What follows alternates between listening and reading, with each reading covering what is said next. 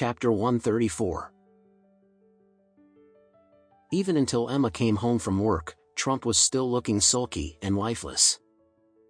Alex knew that he was sulking because of the invitation card of the auction. At this moment, Faria called and said, "Hi, Mr. Anderson, I'm sorry. I was at Manchester for some business affairs this afternoon, and now I'm at the downstairs of your house. Can you please come and get the invitation card from me?" Alex answered straight away, "Okay, I'll go now." He hurried off the door and went downstairs. Faria was in her Bentley, waiting for Alex. When she spotted him, she hurriedly got out of the car and handed him 2 invitation cards. Alex thanked her graciously and returned home. Back home, Trump was still sulking and angry. Emma tried to persuade him, "Dad, please, calm down. Grandma gave Harold the invitation card for him to get to know a few people in the business industry and the upper-class social society, and also to build his own social network." Trump sighed. Your grandma is always biased towards Harold and his father since we were young. She always looks down on me. It's always been that way since. Arg. I'm so pissed." Emma nodded helplessly.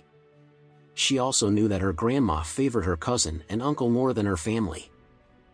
At first, her grandma was biased towards her uncle because grandma thought that her father was incapable and soft. Then, as a girl, grandma felt that she had no inheritance right to the family business, hence she was more indulgent towards Harold. Her family's status basically went down the drain after she married Alex. At this moment, Alex walked forward and handed 2 silver invitation cards to Trump and said, "Dad, I have the invitation card you dream of." "What?" As if a spring was installed on his buttocks, Trump jumped up from the sofa in surprise.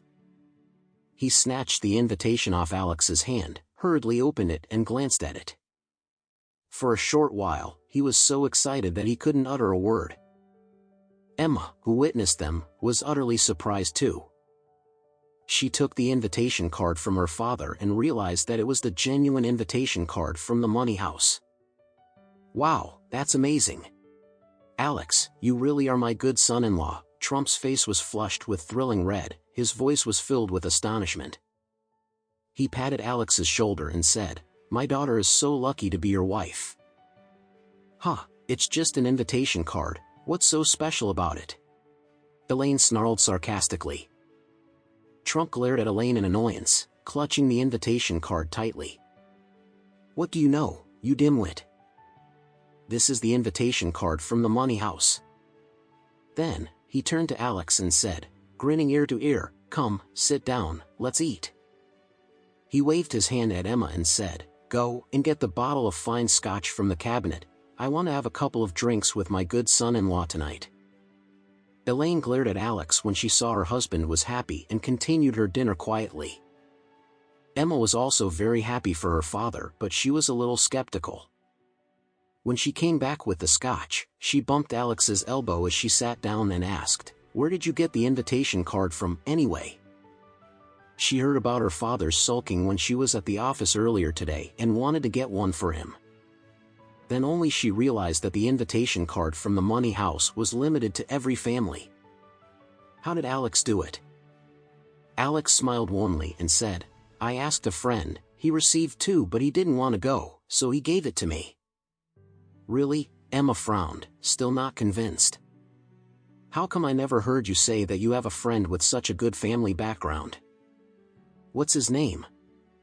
Alex said faintly, "His last name is Lane. I helped him once in Old Street the other day." "Dad knows him?" Trump nodded. "Oh yes, he's right, the Quinton guy even gave Alex a jade bracelet that is worth $6 or $8 million.